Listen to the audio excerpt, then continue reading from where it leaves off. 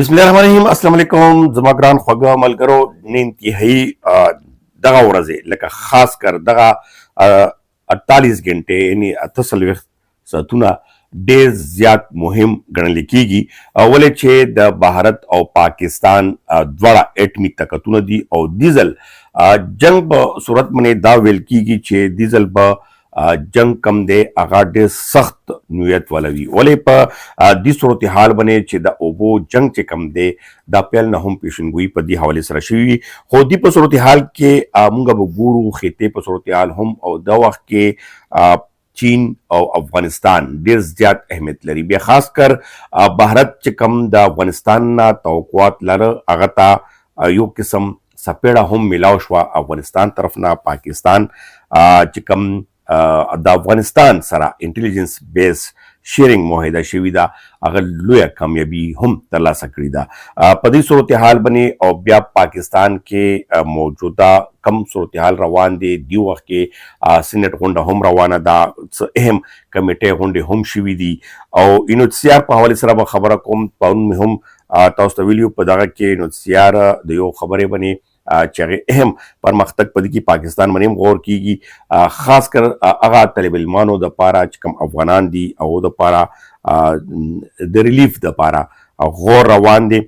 خاص کر چې کوم په دغه کې زنانه دي تقریبا چې 3 لک نه خو زیات رجسټریشن چې کم دی په خیبر پختونخوا کې دی بیا اورال پاکستان کې مختلف پوهنتونو کې دي په دې حواله سره به تفصیلی راځم چې انوسیار کم ریلیف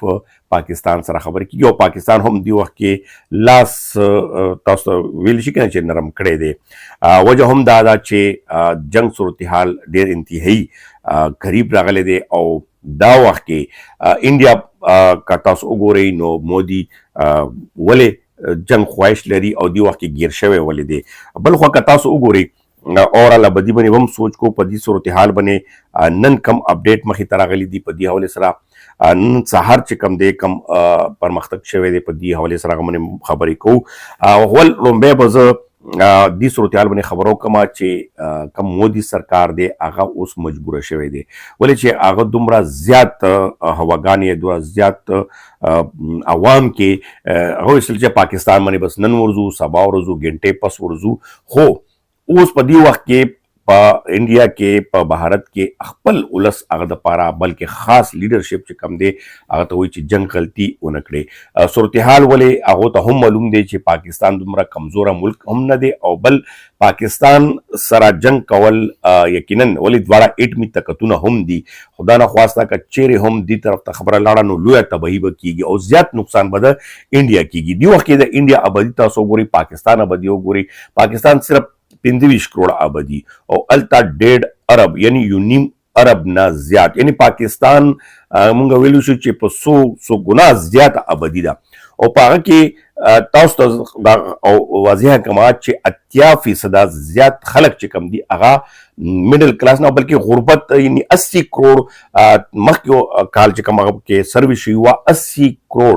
80 کروڑ خلک چې کم دي هغه بالکل نیچی سطح یعنی ډېر زیات غربت کې وخت لري چې هغه هیڅ سروکار نشته په دې لانجو کې سو کې همدغه شانتي انډیا نور هم ډېر زیاتې کمزوري نه دي چې پاکستان ته پته ده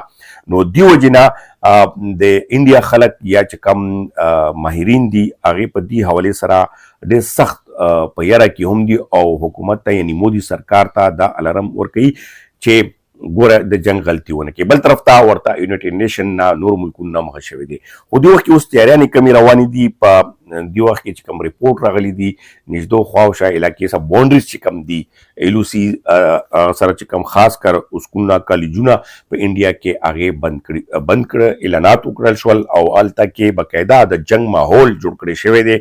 او تیاریانې فل فلیش شروع کړی شوی دي نن سهار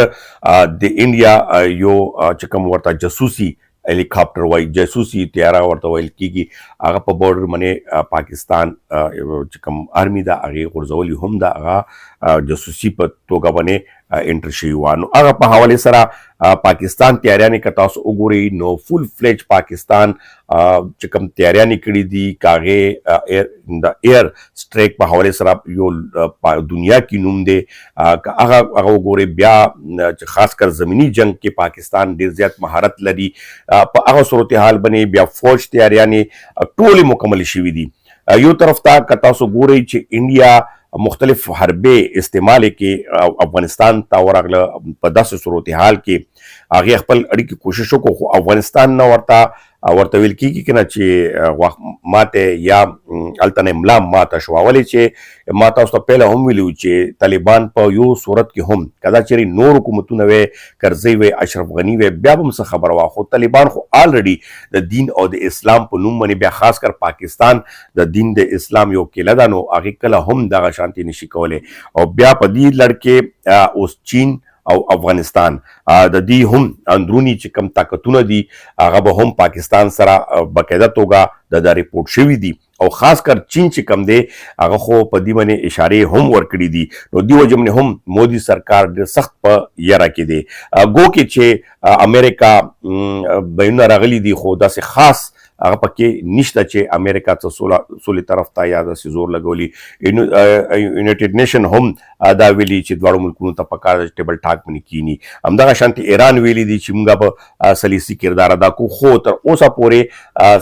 سمجوتا یا داسې غږ نه دی راغلی. بل طرف ته پاکستان هم دا نه غواړي هغه وایي چې د هر وخت انډیا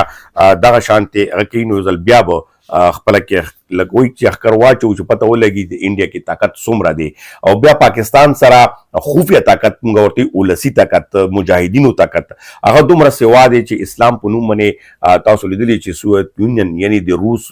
سپر پاور ټوکړي ټوکړي شوی دی. نو پاکستان